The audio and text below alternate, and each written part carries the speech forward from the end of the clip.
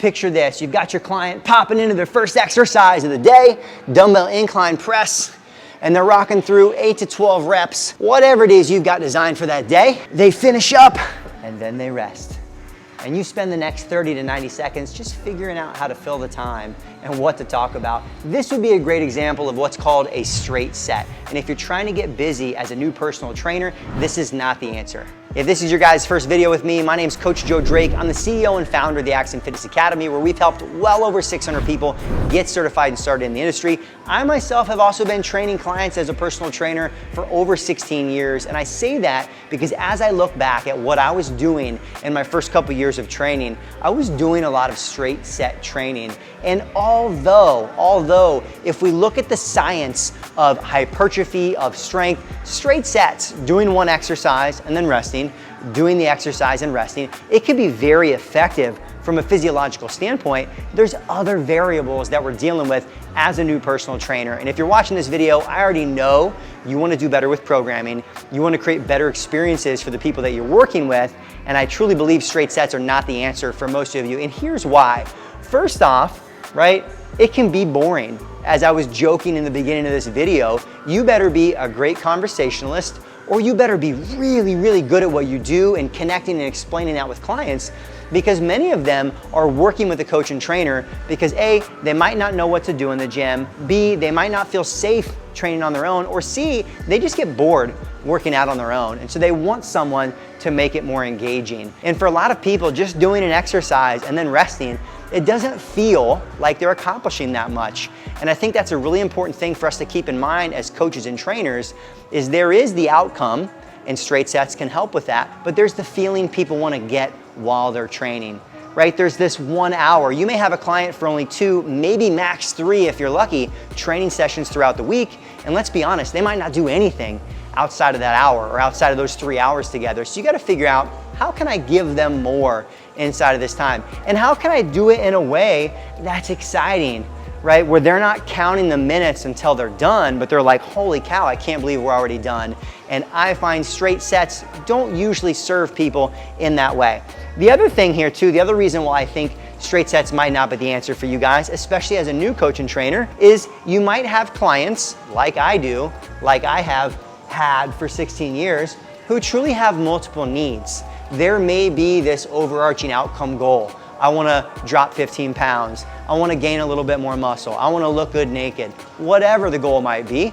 But there's probably some other things that you've identified in those first couple of sessions, maybe in your assessment, that they also need to be working on, right? They might have some mobility restrictions. They might have some weak areas of their body. Maybe they need to improve their core engagement or their glute engagement.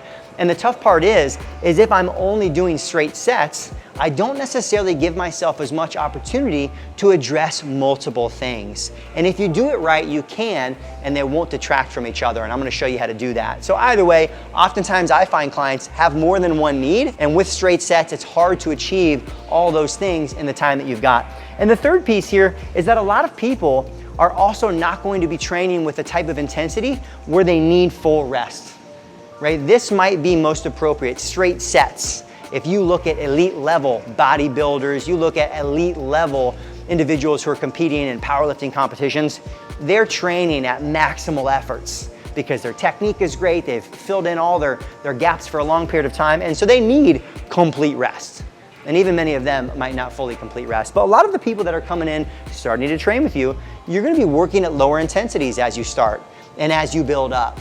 And so they may not need full rest.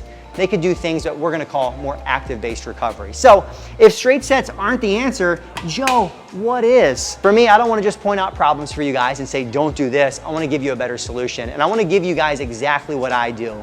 Not theory, what I do literally as I'm shooting this video today. I train clients this morning, and this is how I work with people. To do less straight sets and more what we're gonna call supersets and triplexes. Really simply how we pair together 2 and potentially 3 exercises at a time while we still have a primary focus. So in the beginning of this video, right, I got my sad face, straight sets, maybe they're boring, I'm not accomplishing as much, or maybe they have multiple needs and they're not working that hard. So dumbbell incline press, let's say that you've identified in the training session today, this is the more important or the most important exercise. I need to train this with intensity. Okay, so no matter what rep scheme we're working at here, no matter how many sets, when they finish that exercise, if we're looking at a straight set approach, there's gonna be a rest period. Maybe it's 60 seconds, maybe it's 90 seconds, maybe it's 2 to 3 minutes. If you are training in higher strength ranges or really for hypertrophy, you need more rest. But do you really need complete rest or do you need muscular rest? I'm gonna say I believe more people just need rest of those movements and those muscle groups. So I'm gonna give you guys how you could approach this. Especially if, let's just say, if we're gonna train them with primarily upper body, maybe upper body pushing, and so I don't really want the second exercise to compete with what I'm doing that day, but I want it to accomplish some other things. I'm gonna give you guys a couple things we could work on. I'm gonna call this corrective, core, or accessory. Just meaning that our selection of this second exercise is really where the magic lies.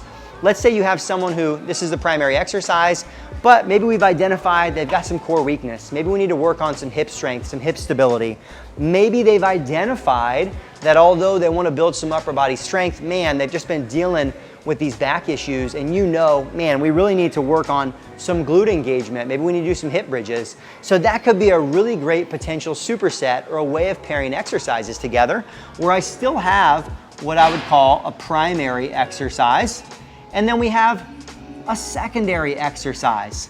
All right, and at the lower level, this could be an exercise that's not gonna inhibit us here, but it's gonna be a great way to give us some active recovery. And chances are, if I do this first exercise, I take 15 to 20, 30 seconds to start my second exercise, and then I take 30 to 60 seconds in between, I'm gonna be well recovered to come back and hit that first exercise. And you'll find for a lot of people, this is not only a very effective way of accomplishing more in the hour that you have together, but it's also a very engaging way to train, where they feel like they're accomplishing a lot, not just to throw more things in there, but a lot of good work inside of that hour. That would be a concept that I like to call training density. I'm getting more high quality work inside that same time block when I would normally just be resting. The other thing I want to show you, and this would be just more of a superset approach, right? There's a lot of options of what we could do inside of here. Like I mentioned, it could be a corrective exercise for the upper or lower body. It could be some sort of core stability exercise that's not going to limit me on my incline press, or it could even be an accessory exercise, right? Incline press, maybe it's a bicep curl, because that bicep curl is probably not really going to impact my strength coming into that next set of dumbbell incline press. So that would be one approach. I'm also going to show you probably even more commonly what I use with clients, which would be a triplex. Now, I'm making some generalizations as I go into this next set, and I'm going to assume that most of your clients you're training with 2, maybe 3 times in a given week, and a lot of them, not all of them, whether you agree with this or not, I'm just going to tell you based upon experience, again, 16 years working with clients of all types. Unless they're doing a lot of strength training outside of their time with you, you're probably going to be best off doing some version of a full body approach. Now that's going to change as you go throughout your programming, but especially if you're newer and you're watching this video, you're training someone twice a week, maybe 3, starting with somewhat full body is going to be extremely effective. And if you are doing that, then I'm going to tell you, I think this triplex approach can actually be gangbusters and literally work for anybody that you work with. Let's just assume that we keep the same exercise, that we're keeping that incline press.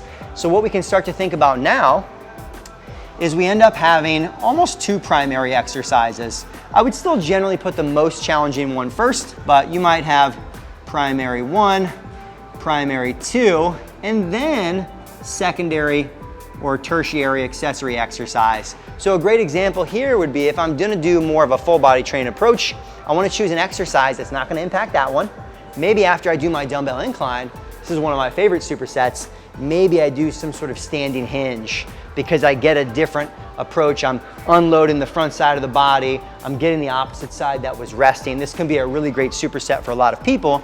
So let's just say I'm gonna do a dumbbell RDL. Another primary move, but for the most part, I'm resting these given parts. I have an upper push, I have a lower pull, a more glute hamstring driven exercise. That could be enough, or like I mentioned before, this third exercise here could be a really great opportunity to fill in the gaps for that person. We could go back to a corrective exercise, maybe some sort of hip mobility that you know they need to work on. It could be some sort of core stability exercise, maybe a side plank. Again, an exercise that's not really gonna impact these other two in a big way, but it's gonna allow me to get some really good work in that you and I both know they need. Or maybe an accessory exercise, some sort of single joint. In this example, some really good opportunities, might be something, could be a calf raise. Calf raise is not gonna impact those two.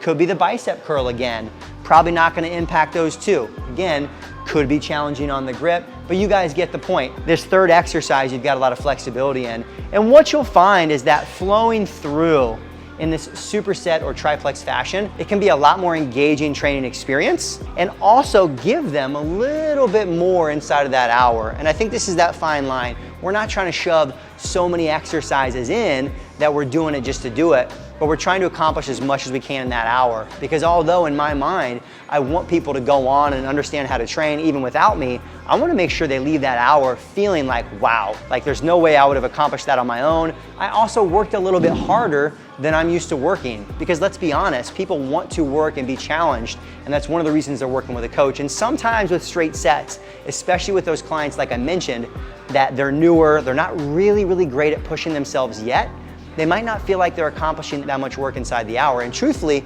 they might not be. So I wanted to give you guys some examples. I really think this superset and even this triplex approach can be a great way for you guys to set up almost any client program, and I know it because I've been using it myself. Programming is one of those areas where a lot of new coaches and trainers aren't really confident, but it is one that we want you to get good with quickly, because if you can deliver on great experiences that people want to come back to and they get results, you're going to get busy faster. If you feel like this is an area that you'd like more help with though, check out the link below for information on our Axiom Accelerator. This is a 2-day live training where we go in depth on everything, so much deeper than we could go inside this video: progressions, programming, how to work with clients, and even how to get clients. So if you're interested, check out the information below. We'd love to have you there.